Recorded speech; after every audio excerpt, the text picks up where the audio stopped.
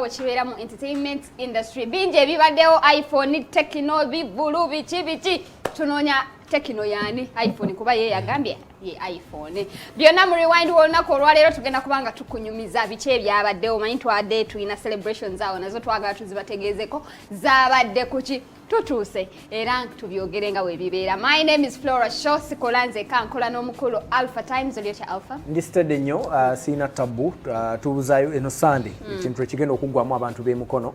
nayise mukawo nadengendako ejjinja awo ndabayo kone ku bipande byaffe banners nga gyeziri eyo so abantu b'emukono tuli ready tujja omutwalo gumu n'emitwalo 3 ku Summer Gardens awo tugenda beerawo ku Sunday ngera nyongero bajjukiza nti babagamba nti mwe mukyakala kiro ebya Galaxy babimanyi endonga etandika kumacha so ekiro yinza okujja nga abakusoseemu eddabo baakooye so mukeereko mujje tunyumirwe omutwalo gumu abayimbi tulina bangi naye nga wetulimu bale tulaba katwogere ebigambo. Okay, Victor yo the girls them sugar Oliota Victor ndi wano weekend hakuna shida weekend ebadde ya si amaanyi nnyo just nti nabaddeko ewa Young Molo ku kivulu kya Young Molo ejjo nabaddeko awewa ku Nomad wabaddewo mu Nigeria Magics so weekend oza bwetu webadde ku Friday twalina pate wano eyaleka abamu tiyabaleka ku bigere byabwe era eno kuchovolaba ali izenyonga bwali ali poa but we tuli tuzze tulabike nga tubako ensonga zetugusa nyinyi je bintu bingi byembadde ndaba ku kitimbo oko so simanyi kicho inaawo Eyewitness Enoka Entertainment Pandit naye Molino Oliota Eyewitness ni massive the weekend ya yatandika lwakutaano era nali na flyka lwakutaano okay yes bo manche weitusa wali abantu abanewunyisa ku nsi kuno abantu babeera happy ngate wali abatukwata ku kamera mwe munyumirwa mutya bwetu wetu batunyumirwa nga tukwata ku kamera sebe drink we yo mugagga ate tukwata Enoka mukwata Enoka olufute nyuma mugenda muteekawo ati bebe binyuma wamacha akabinyo tuguse tugenda balagako Enoka engeri gye yakuba mu pate mu maaso kaawo Eyewitness waffe omubwati tugenda mubalaga erabireko wesirekire tuyinza omubalagako second emu so tujja producer akole ensobi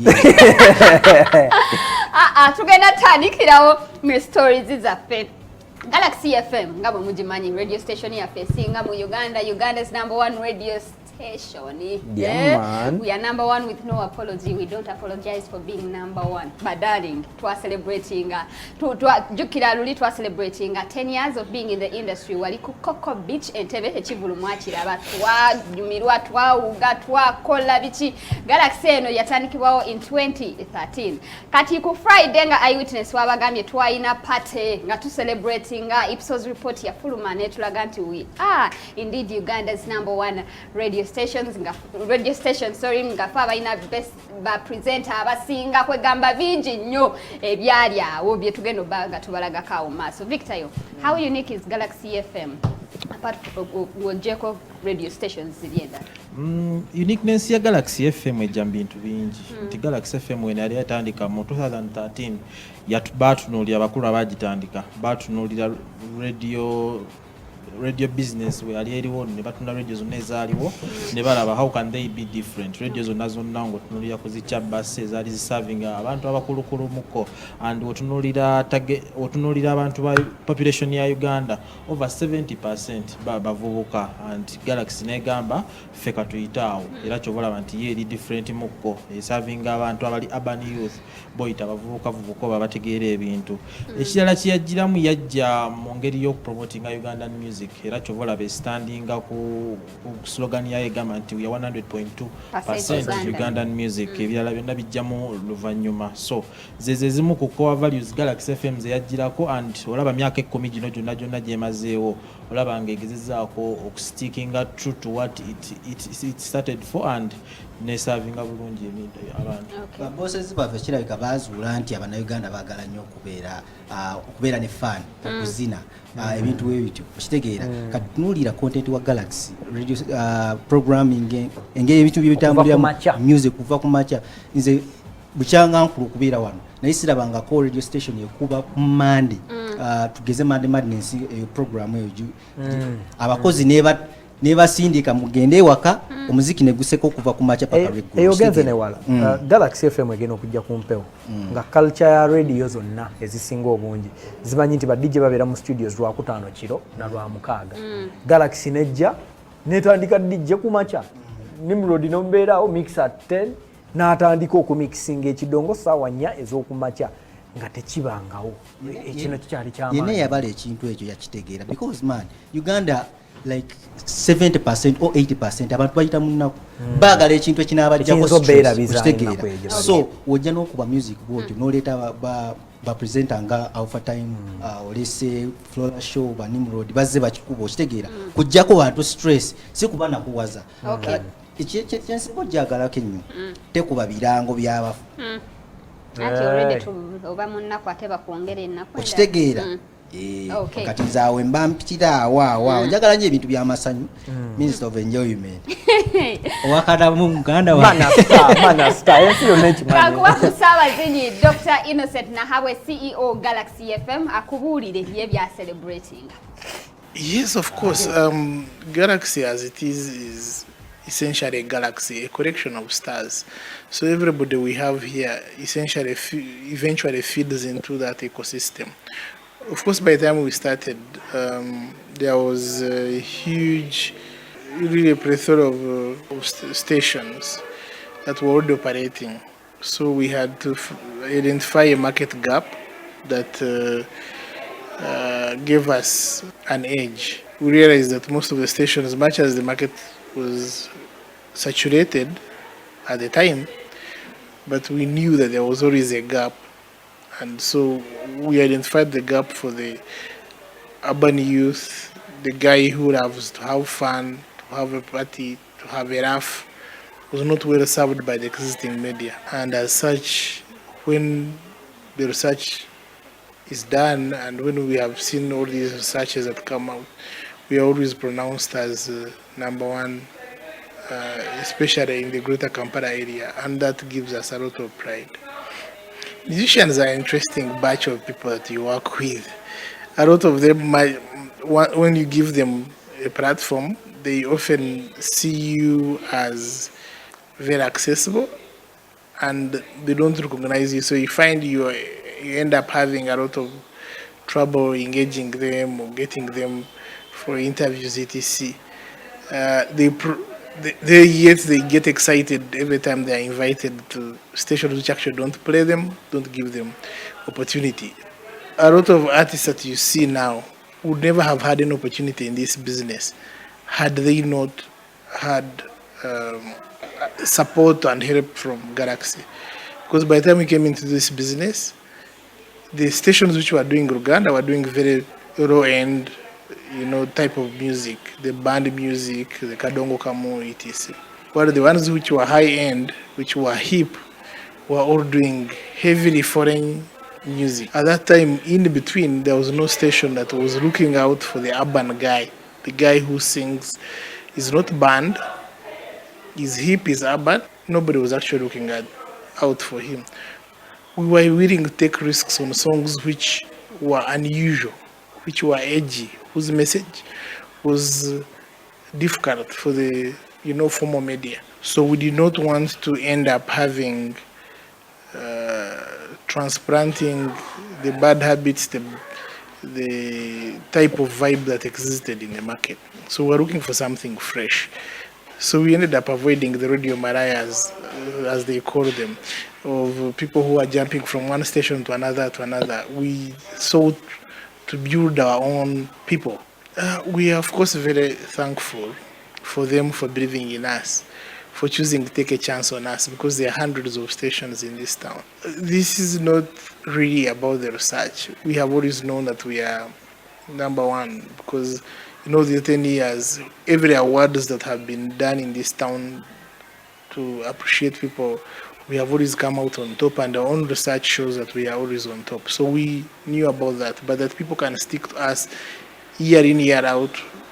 we are very grateful, and we appreciate them. Of course, we also appreciate the partners, the sponsors, but above all, the staff who make this happen. Oye CEO waffe Innocent Nahawe Alpha Times. How have people misunderstood the brand Galaxy? Abantu abasinga obungi bali omanyi Galaxy nga Victor bwabadde agambye nti radio Galaxy ze yasanga mu game zaali ziina ekintu kyekimu mwe zaali zitambulira zonna ngero ojja kwesanga programming yaabwe ku makya eno eba ina abantu basatu n'eno basatu n'eri basatu bano baabogera current affairs na bano current affairs awo nyini wabaawo sports n'ebirala Galaxy nejja nebaako ebintu byayo byekola mu ngeri ey'enjawulo and so many people thought nti abo mubaleke ebyo bakola bifu banga tono nnyo bajja babagwa Galaxy neyagala okulaga abantu nti bw'oyogera ekigambo nga tokiwadde makulu malala nga bwe kiri kisobola okusigalirayo nga kikola abantu abamu kye bayinza okuyita nti oba okuwemula for example tagline yennyini ya Galaxy nti zina weekanga nga bwe banakubuulira n'engeri zina tagline eyo bwe yajja omuntu yagireeta teyagireetako na emyo negamba nti oba kuwemula oba kinti abantu tugenda bazinisa tugenda bakubisa ndongo zijukira ne ku social media bwe baali batandika batekangako obusajja nga buli ku luguudo nga bukoona amazina bukola ki abalala bennyini be bakyusa meaning yakyo kati Galaxy nemanya nti okay wana abantu we batulabira we balowooza nti we tuli amaanyi g'olujegere bwewufu bwalwo ne bagaa kati katunywerera awo abantu abasinza okufuna obuzibu mu Galaxy nga brand oba n'ebintu byerunninga bebefuula aboolunkulunkulu tuyina e Uganda wali abantu nga tebaagala bintu biri fane nga befuula obulamu nga babutwala nnyo nti buli serious kitegeera okwogerezaako ku submission yeeyo Galaxy nga yo is a tabloid media house kitegeera nga olaba mu Uganda wano osobola ogigeraageranga red paper engeri gy'operatingamu zitunuulira nnyo ebintu ebisasamaza bitunuulira nnyo ebintu ebitali serious ate nga kankubuulire Uganda waneeno oba ne Kampala waneeno abantu abasinga tebali serious okitegeera just kwefuula bwefuula yes betandikira kugwenze Victor okitegeera abantu abayagala nnyo okwefuula serious ate be basinga mu nkukutu mu masimu gaabwe bintu bye basinga okwagala era ajja kujja agambe naye gwe mwana oli wa okitegeera kumbe asanyuse muli so omuntu wajja n'asoma commenting eyo oba ku social media platforms za Galaxy alowooza nti abantu bakola ki bali against kumbe banyumirwa kitegeera twogere ku target audience ya Galaxy eriki target audience ya Galaxy muvubuka aliko omuvubuka w'essaawa eno wakati w'emyaka nga 18 obutasukka myaka ekinene nnyo kala 32 tugambe tutambulira awo okusingira ddala kale 25 awo weewatyo yeringa target audience ya Galaxy nti Galaxy yalaba nti abantu abo bali left out nga omwana akeera ku makya nga bavubuka era bajja kugamba research yonna emabega ng'ejja kulaga nti ezimu ku programu ezaali zisinga okukola byalinga byamizannyo because omuvubuka bye yawuliranga nga bye biringa ebiconnectinga naye nti weekend programs ezawulirizibwanga nnyo because zabeerangamu okumixinga music n'ebirala na zino program simanya youth simanya biki baziteekanga eyo ku weekend kati yo Galaxy nemanya nti okay abantu bano beetaaga obudde from Monday to Monday beetaaga obudde from morning to night beetaaga okubeera nga bafiirwako so ye neesalawo egambe nti kantunuulira abo era Galaxy yo mu bintu byayo ne bwebeera njogera nebeera nyambala nebeera neeyisa buli kimu okiraba nga yo yeeyisa kivubuka. Okay. What has Galaxy dared to do other radio stations ziri scared to do what Galaxy has done? Yatandikawo ekintu kyayo nga kiri unique nnyo nga kitiisaamu kati saawa eno buli muntu yenna na buli gwolaba ayagala okuyingira element ya Galaxy kyekiri ani akayimba ke n'agamba nti carbon copy testing original yali Bobby Wine kati eno original nti originality ya Galaxy yokka yetiisa abalala okujja okuyingira mu ttandiko gamambo kuba webali nga nabo bataddemu badijje ku makya bakoze eki but of course kasito kikola boti bwe pa nga bagambirawo nti bano bona batandise kuzanyira mu muzannyo gw'abali okuvira ddala from the start olaba engeri gye bakolangamu ebintu from the way they used to recruit okubantu bodaboda nga bakola gasobola okuwa omuntu chance nga abadde tomulyangako ku radio wano wantu wolala wonna wonna ekintu ekyo abantu abalala batyo kikola they believe in abantu already abali established so Galaxy FM yo yajja n'ekireeta mulimu n'abantu bali tasuubira nti basobola okukola ku radio bali Tojjo ba Mr. Mosh yes balina erinnya naye ng'okubaleeta ku radio olina okuba nga omaze kusiba mutima but Galaxy FM yajja n'ekikola bulungi. Wayogedde ku uniqueness eri nti Galaxy FM ine ebintu byekola radio endala zebitakola. How have they managed to achieve dreams zino for the past 10 years? Nti nga bwe gambe kivya ddala ku ngeri gy'owaamu abantu emirimu n'abantu bowa emirimu bafolinga mu target audience eyo because togenda kuwa mu muzeeyi kujja communicatinga n'abavubuka baba tebabitegeera bulungi era ojja kuba nti balina abasajja nga ba Enoch yes anaatera okuva mu target audience naye era waali abasaavinga bulungi nnyo so that's how we've been able to achieve kino kyonna kye batuuseeko in the past 10 years. Ekisinza okubayamba oba management ya Galaxy ngayo media conglomerate kyensobola okugamba nti bali hands on tunulira manager tunulira aba bosses bonna Innocent ani bonna nti ajja tunulira nti tuyinza ovaawo neno nga tulowooza tukikubye okitegeera nadda wali eri naakunafuya nti tokikubye naye nga just ayagala kukola kupushinga enkyo n'obusungu okitegeera ziri so ekyo ndowooza ne management nayo tulina okukola ki okugiwa props n'okuba nti basasulira mu budde nti akasente kaffe omwezi guba guggwako nga katonyeewo ulira alpha uno alpha yaveeri nga talina ttama kyabadde kukola ku radio z'ejjinja nti why nti akasente kadde tekalwayo ate nga newe kajjidde bakuwa kitundu ate emyezi 3 ne wano tekiriiwo abantu bajja keera ku makya bagende bakole nga bamanyi bagenda sasula omwezi nga si musaala gokka alpha uno lwakuba tayagala bagamba n'omugaati sometimes agukwata kankulaga kukyali kukwate wano ku Friday olabe engeri y'abantu abasinga staff ya Galaxy FM engeri gye yanyumirwamu ng'ecelebratinga ebyava mu episodes saako ne 10 years ng'eri mu industry omugati gala osokompa bulemu kineno kye bayita okudugaza meza bambi babulamu katonotono kino kye bayita okudugaza meza ezokunywa nazo zibajetinze gamanyi vibe tebe nkambwe naye nkubye wakane bamenya kabokisi nze yabadagamete eno ngenda kunywa okona kuwaza mbula nga ndi producer wa Morning Saga mwalimu Marriott Dikanio ne Mr Mosh nagira kabode kironge ku machange mpewe empiseemu iri crucial nnyo omuntu okutegeera kikyoyogerako and just to be able to connect with people it's an opportunity like none else but nze bwenzijano mbanzize ku ssomero. Now when we started the radio here we had people who had to come in the morning. Now these were new guys who had no idea about radio. So you know would say we have to stay here up to 3 and we would be here up to 3. Galaxy kitegeeza ki? Galaxy is a collection of stars okitegeera nga wono okwata Alpha okutte Victor yo okutte Flora show ne Kaguje Eyewitness okitegeera Manasta yes Manasta tunulira wona ngeno media conglomerate tunulira Galaxy FM tunulira ne Galaxy TV engeri gyekolamu nti matches abantu bajja nga tebabamanyi naye they become stars nti omuntu akola ajja ne potential ye nga balaba nti alina kyasobola okukola okitegeera yadde nga talinaawo linnya najja n'alikolera wano eno ne media houses endala nezitandika okwegomba okitegeera otunulira ewa abantu chances nti otulaba primacy mu engeri gyali ava mu Miss Uganda n'abeera runners up ne bajja ne bamuwa chance nga teri amumanyi nti omuntu avudde mu kyalo muwala azze kwetabamu ayiseemu okuva mu region ye waabwe najja ne bamuwa chance najja n'ashininga paka kati waali otunulira litojjo okuva eri gyali azinira karaoke naye ne bamuteeka ku radio najja kati tewali atasobola kumwogera Mr Henry yennyini tewali abadata mumanyi wano Nimrod mbali bamanyi ali mu parking gyali akulira muziki. Okay, Eyewitness, what's your experience working with Galaxy oba ne ba celebrities abadde bajja wano nakafunamuko clashes ntono nnyo eya Palaso I used to write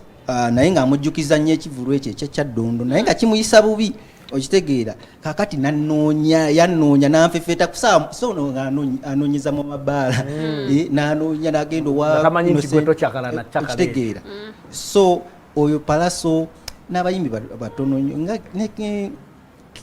yali si Kenzo ye yampaana buwaanyi yagamba nti mpandiika nnyo ebintu ebituufu yali Fikpamaker yali kyali wange bino ebya social media biki naye waliyo stories na running na blocking naye weziba nti clashes z'amaanyi nnyo nti biki ate wabadde nnyo clash actually abasinga they appreciate the job. Basima busimi era chovolaba they are proudly associated with the brand Galaxy. Okay. Kankwa ku mukulu Ziza Bafana omwerabireko nga naye a celebrating awamu naffe. Around there. nali nina oluyimba yali 2013 ndoza nali n'oluyimba lwe bayita Giant Ekeyo. Oluyimba olwo Giant Ekeyo Galaxy ya making oluyimba olwa Giant Ekeyo. Era ndoza najjira mu eyo kyovola banga ina slogan nti Galaxy zina. Okitegeera yajje kuba music. Kati nga Galaxy ekintu kyajje nacho yajje kuba music fe kuba fe twajjira nga waliwo abayimbi of course abaliwo nga fe tetusobola kola kikogera kati yajje kuba music nejje eremezaamu chebayita new artist obo kitegeera obo omuyimbi omupya. By that time Galaxy yasooka okujja nejja n'ekintu ekiri urban nga ate omuntu wa bulijjo akitegeera naye nga omanyi bino ebintu abantu nga omuntu ekintu kyekituufu kyalina okuwuliriza oba okulaba naye nga tebakimugirayo bulungi nga still okitegeera nga still gwe tunulya obufumbo bw'ennaku zino tunulya lifestyle yavuka ennaku zino si bye biri ebyedda kati waliwo radio nga Galaxy ebitutumudde lifestyle y'abavubuka ebintu bye baagala oba ebintu bye bakola. So ennyimba ngezo Giant Ekeyo ezaali zitakubwa ku radios endala nga bagamba ate ennyimba simanya ziwe mula simanya zikola ki Galaxy yakuba Giant Ekeyo olima ne lufuuka ensonga. Galaxy Pharma, Galaxy TV ne company endala eziri awo zonna ezikwataganye ewamu ne radio ne TV ya Galaxy okubanga mupawaringa naddala talents mupawaringa naddala okusinga ddala talents naddala lifestyle y'abavubuka mugijje nnyo ne mugiwa platform nga manyi Kampala is the capital city eba n'ebintu ebyayo so ekintu mu capital city ekibe ekyamaanyi ekintu ekiba kisinga mu radio Galaxy of course nzo mu kubayimbi abatandika ne Galaxy. Era okuva Galaxy yatandika tetuddanga mabega. Galaxy ine ebintu bingi byetukoledde ova promoting music waffe okutuusa amawulire gaffe ku bantu okulanga ebivvulu byaffe ate era n'okuwa emirimu abantu kubanga abantu mangi nnyo Galaxy bewadde emirimu presenters akati yetongeddeko ne TV okitegeera ekyali mpya naye amaanyi mangi. Mwebale kubanga muweereza aba Galaxy mwebale ku taking over Kampala era abantu eyo naje tugenda abantu baagala nnyo okufuba okulanga radio Galaxy etuuke abamu kati ababuufe balabira ku social media naye nga senga Galaxy emala nesimba emirongooti nebanga yonna eri alova Uganda abantu beetaga bawulira amaanyi ga Galaxy. Tulina radios ezenjawulo ekiteganiko esukka mu radio 5 kati nga zozezza mu Galaxy obanga okitegeera zirimu line ya Galaxy ezimu nga Galaxy yazisangawo nga ezimu zaali mu luzungu nnyo okitegeera ne zikyusa nesanuka okuweereza nga Galaxy kuba Galaxy yaleeta empeereza y'Oluganda n'Oluzungu.